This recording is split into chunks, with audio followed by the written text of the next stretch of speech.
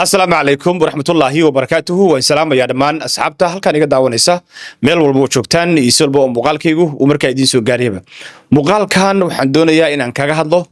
xogo xasaasi ah oo ka soo dhaxbaxay faylkii Epstein file oo markaasi ku saabsan Somaliland waaxda cadaaladda ee dalka Mareykanka ayaa banaanka u soo saartay ilaa iyo 3 milyan oo page oo sir ah oo ku jiray faylkii Epstein file ee muddada tirada badan la isku haystay in la sii daayo iyo inaan la sii daynin markaynu ka hadlayno gudaha dalka Mareykanka kadib markii la sii daayay faylashaas ayaa waxaa caddaatay in Jeffrey Epstein ninkii la oran jiray uu qayb weyn ka ahaa aqoonsiga Somaliland iyo waliba inuu dhaqdhaqaaqyo kala duwan uu ka waday gudaha Somaliland hadday yihiin kuwa ganacsi hadday yihiin kuwa siyaasadeed iyo xataa hadday yihiin kuwa ummadda markaasi lagu fasahaadinayo sidaa daraadeed muuqaalkan waxaan doonayaa inaan bal ku fiiriyo xogaha Somaliland ku saabsan ee dokumentiga ku jiray intii aan hadda soo aruuriyay maxaa ku qoran maxaynu ka fahmaynaa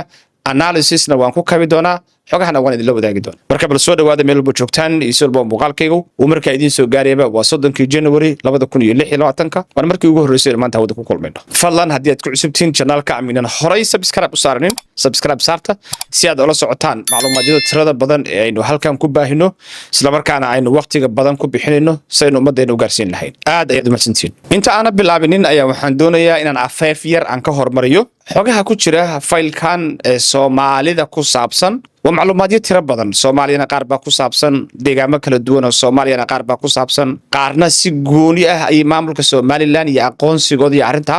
ay u qusaysaa marka file walba oo ku jira Epstein file oo Soomaaliya ku saabsan asaguna aynu fiirin doonaa oo qaybo kale oo gooni ah ayaan muuqaalkan wixii ka dambeeya aynu ku fiirin doonaa laakiin hadda qaybta Somaliland ayaynu hormarin doonaa saacadii hadda la soo dhaafay ayaan waqti badan ku bixiyay inaan bal soo aruuriyo waxyaalaha Somaliland ku saabsan oo dhan kadibna aan bal u dhigo qaab loo fahmi karayo waa kala waqti waa kala topigiyo waa kala email waa kala noocyo marka waxay u baahan yihiin wax in laga dhigo qaab dadku ay u fahmi karaan aniguna aan u fahmi karo marka macluumaadkaanu waxay ka jawaabayaan ilaa iyo 6 su'aalood oo waaweyn oo markaasi Somaliland ku saabsan su'aasha ugu horeysa ka jawaabayaan waxa weeye Somaliland waa dal sidee ah ama waa maamul sidee ah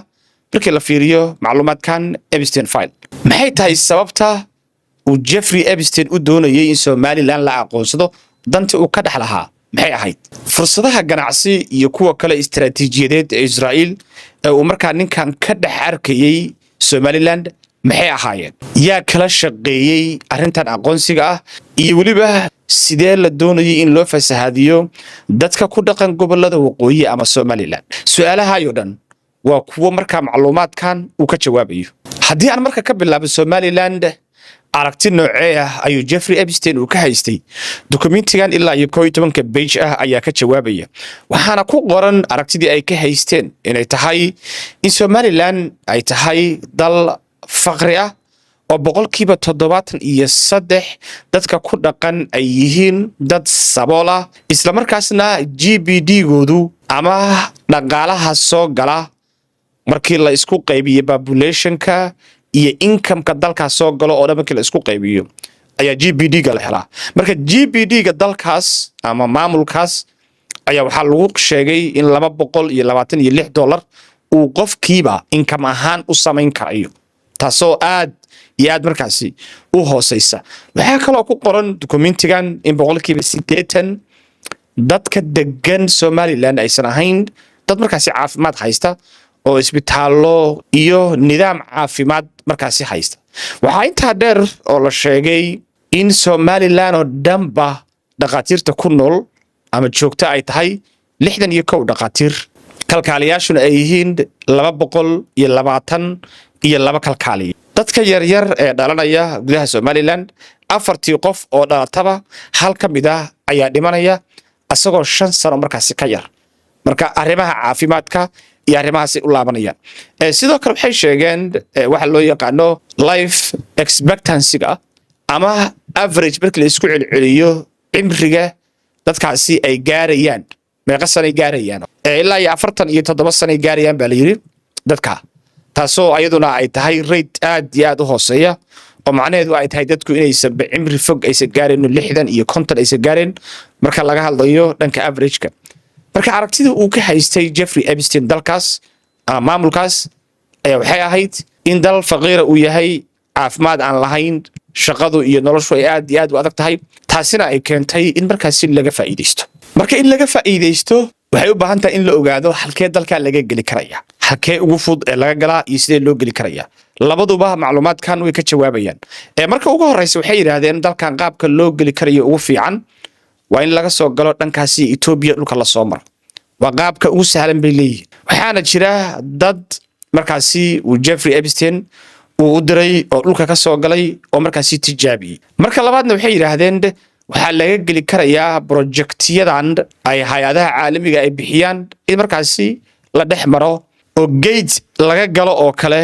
loo isticmaalo waana waxa ay gate programka ugu yeerayaan meel laga geli karayo marka meesha laga geli karayo ee gate programka ana waa halka baa leeyahay labada meelood hadii aan ku dul hakado Jeffrey Epstein ayaa wuxuu qof weydiinayaa sidee Somaliland oo kale loo geli karaya oo ma jira wax gate program ma jira oo la isticmaali karayo oo dabcan la dhaxmaro kadibna waxa loo sheegayaa in uu jiro program markii magaciisa la soo gaabiyo GAVI la yiraahdo ama Javi oo kale u qoran isla markaasna mid ay bixiyaan programmada caalamiga anagu aynu u naqaano waa deeq oo carruurta yar-yarka markaasi lagu talaalo marka waa diyaaradaha Nairobi meelahaas ka soo baxay qofkii doonaya inuu tago Hargeysa uu ku tagi karaya hadalka qaabku u dhacayo maadaama xogu ay ka kooban yihiin wuxuuna emails ay yihiin programmadaasi qaabkaas ayaa loo geli karaya ay leeyihiin qofkii doonaya inuu soo fiiriyo oo kale Hargeysa meesha ugu sahlan oo loo mari karayo waa qaabka waxa kale loo mari karayaa bay leeyihiin dhankaas iyo Addis Ababa waxaana jiray gabar aan u fahmayna Ethiopian tahay oo Jeffrey Epstein uu diray oo inta dhulka martay isla markaas Hargeysa tagtay soo fiirisay kadibna email u soo dirtay gabadhan magaceeda ayaa meesha ku qoran ayada xataa magaceeda lama qarinin waxay leedahay waa meel fiican oo amni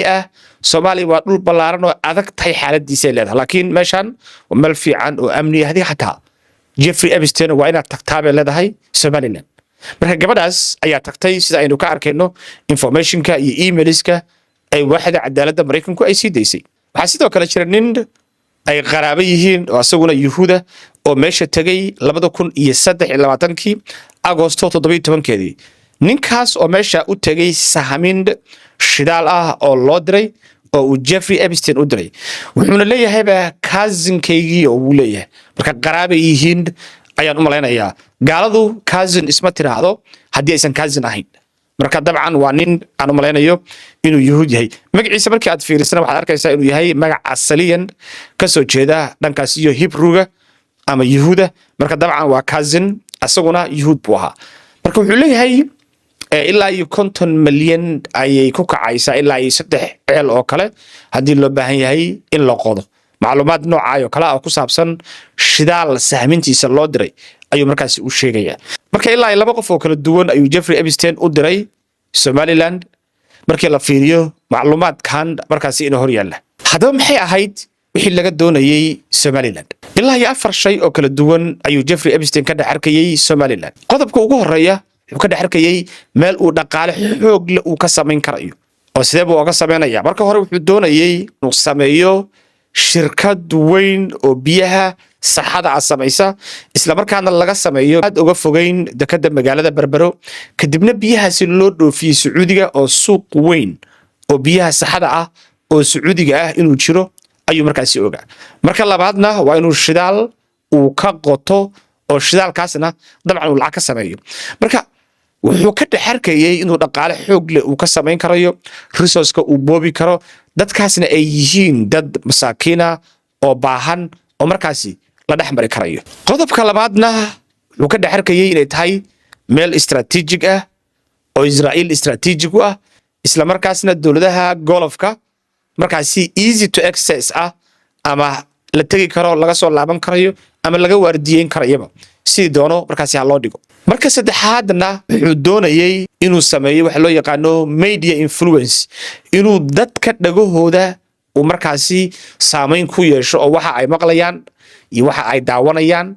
ayadoo arintaasi looga dan leeyahay in ummadda la fasahaadiyo in other words haddaynu ku hormarno bal qaybta dhaqaalaha,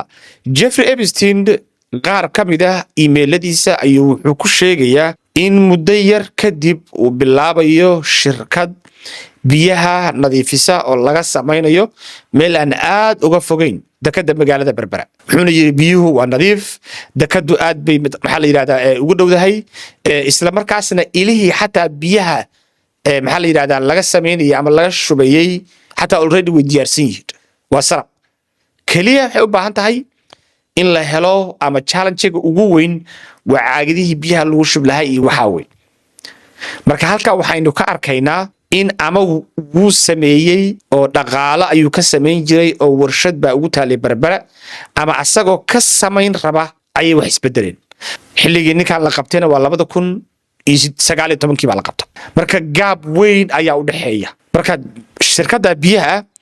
hadduusan samaysanna qarka ayuu u istaagay,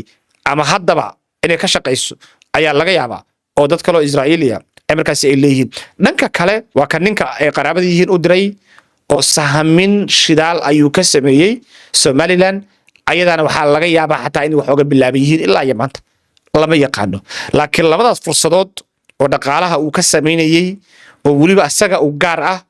oo midna shidaal ay tahay midna ay warshad biyo ay tahay ayaa ka dhex muuqanaya macluumaadka. waxaa sidoo kale Jeffrey Epstein emailadiisa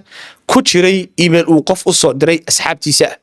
oo uu leeyahay aynu halka ka samayno industry filmmaking ama maxaa loo yaqaanaa shirkad samaysa filmaanta sida midda Nigeria oo kale oo Nollywood ka yiraahdo aynu ka samayno oo studio aynu halka ka sarab garaynayna, waxaan u bixinaynaa Somalywood.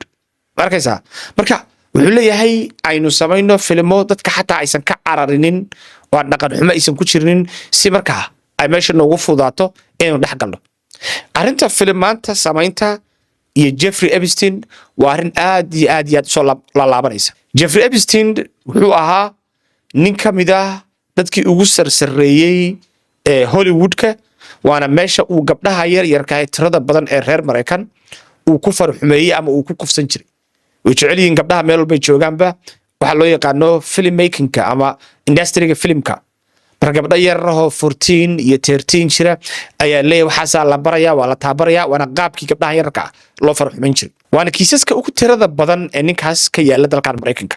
gabdhaha iyo dhan markii aad fiiriso waxay ahaayeen gabdha doonayay inay industry-gaas Hollywood-ka ay galaan, oo ninkan maadaama uu saameyn ku leeyahay arrimahaas ayuu markaas ka shaqeyn jiray. meelaha island-ka uu deganaana qaar badan oo kamid ah xataa filmaanta ayaa lagu sameyn jiray. marka dunidan maanta aynu joogno ninka filmaanta soo saara iyo shirkadaha filmaanta sameeya ayaa waxay maamulaan aragtida iyo habfakirka ummadda ayaga maamula. wixii ay ummadda u sawiraan ay ummaddu dhageysatay oo qaadataa. marka la doonayo ummad in la qabsado, meelaha laga qabsado waxaa kamid ah waa in aflaanta la sameeyaa kamid ah. marka meesha waxaa ka muuqatay in qorshe noocaaya uu markaasi uu jiray. dabcan qorshahaas filmmaking inuusan hirgelinin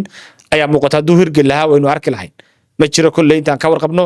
wax Somalywood la yiraahdo oo Hargeysa ka jira oo aflaan sameeya ma jiraan. waxa inta dheer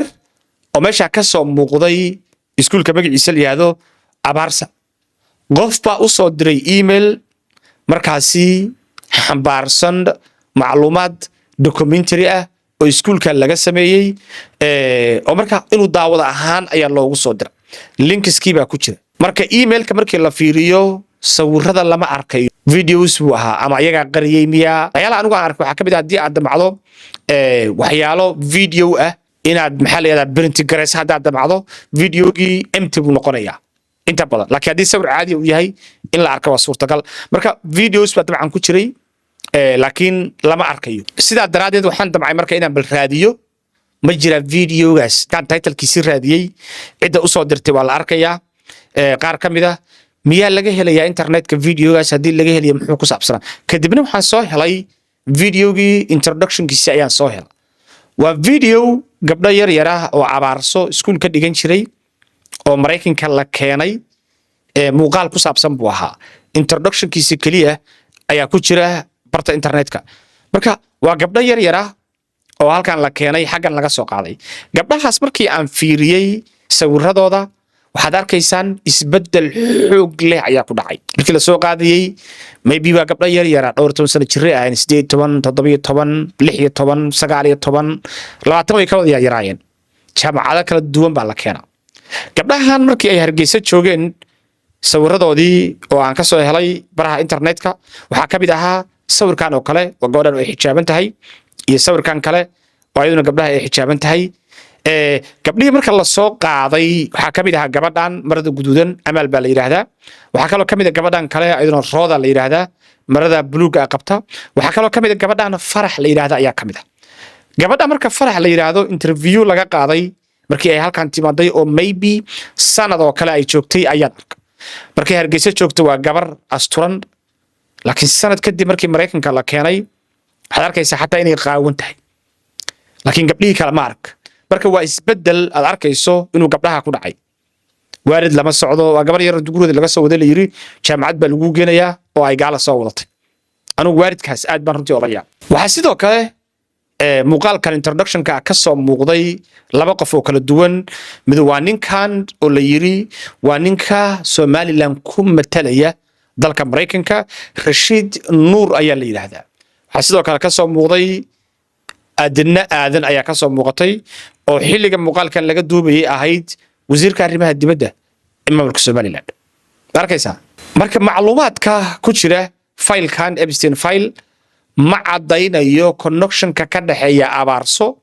iyo Epstein maxay tahay ma asaga iska lahaa lacag buu ku bixin jiray mashruuca dhal soo qaadiyo qayb ka ahaa waa maxay connection-kaasi ma sheegayo laakiin kaliya wuxuu sheegayaa in xogta loo soo diray oo uu daawaday fiidiyoyo gabdhaha laga soo duubay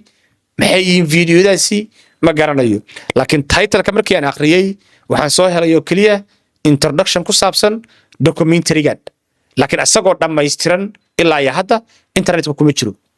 ma xaqiijin karayo marka ma asagoo dhammaystiran buu daawaday bas introduction-ka aan daawaday kaloo asaguna daawaday I have no idea laakiin waxay ku tusaysaa in Jeffrey Epstein uu saameyn xoog leh uu ku dhaxlaha oo waliba ganacsigii uu dhaxgalay iyo warshadihii inuu iskuuladii uu dhaxgalay in industry Philippines uu dhaxgalay iyo waliba inuu ka shaqeynayay in la aqoonsado Somaliland marka su'aasha ugu dambaysa waxay tahay sidee ayuu Jeffrey Epstein uga shaqeynayay in Somaliland la aqoonsado yaa kala shaqeynayay marka su'aashaas macluumaadka ku saabsan iyo sidii uu aqoonsiga uga shaqeeyay iyo cidii kala shaqeysay iyo raadadka Jeffrey Epstein iyo aqoonsiga Israa'iil ay Somaliland aqoonsatay